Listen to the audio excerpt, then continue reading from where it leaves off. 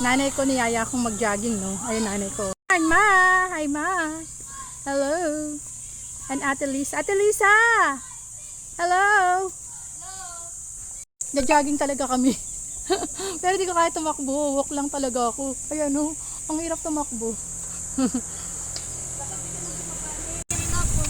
Ginagad na siya ng mga aso. Para mga bali. Like this! This is the greatest comeback of all history! Ito ka, alin sa gilid. Alin. Nakakalakad na si Fame. Galing ah. Medyo malakas-lakas na yung kanyang buto. I didn't expect it to turn so fast. Where you going, Fame? Going back to Honolulu. I'm not going back to Honolulu just to get a wala ka na. Nandito tayo sa tukod. Mga bata naglalaro. Wala nang buong saging kinukuha na ng kapitbahay eh. So, ito yung ating 800 square meter na.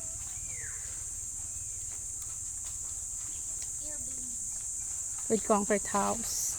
Ang bahay ni Leo. Dinispose niya na. Valerie! May mga anay dyan. May mga ngati ka.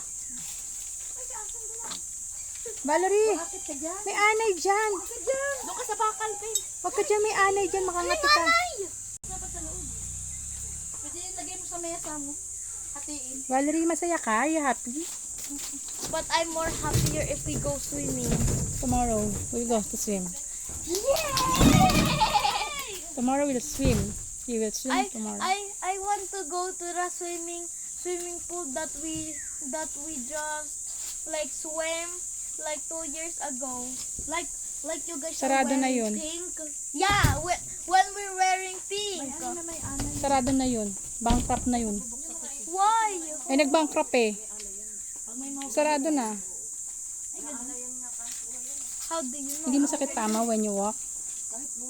Kayang-kaya na. Tara, tayo sa bukid. Bilis niya oh, pag nagyaya talaga ng tara.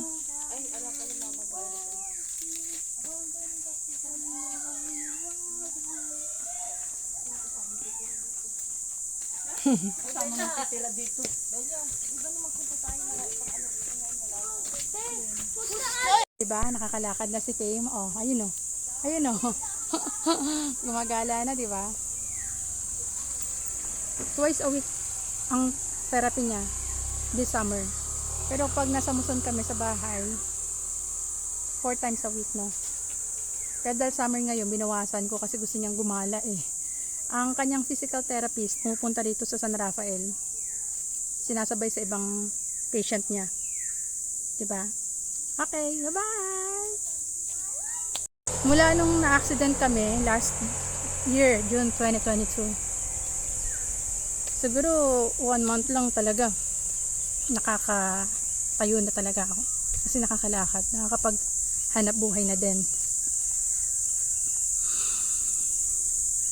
Ang nag-iba lang, right after that accident, hindi na ako makapag-hike. Maybe next year, hindi ako makatakbo. As in, lakad lang. Ganyan. Pero nakabalik naman ako ng school. Nag-report na ako. Nung January, nag-report na ako. Though, hindi ako madalas or regularly pumapasok. Ano yan? Dahil na-confine kami ng 100 days sa hospital, medyo less yung ating physical activity doon. Hindi ko na magawa yung dati kong ginagawa na medyo humina. Hindi ko alam. Siguro body training. Kasi pag uwi ko naman yung aking exercise, dati 1 or to 2 hours. Naging 15 to 20 minutes na lang. Kaya tulad nito, naglalakad ako. Oh, hinihingal ako. Anyway, it's good to be here. Maganda talaga dito sa lugar ng nanay ko eh. Kaya dito kami nagpundor talaga ng lupa, no? If ever na maging mabait sa akin mga clients ko, baka makabayad sila on time. Dun sa aming agreed date, schedule, no? Baka makapagtayo ako ng mini rest house dito. Kapali! Ma! Nanay ko. Ilan taong ka na daw? Ha? Ilan taong ka na daw? O diba, 63. Lakas pa niyan. Matakbo pa yan.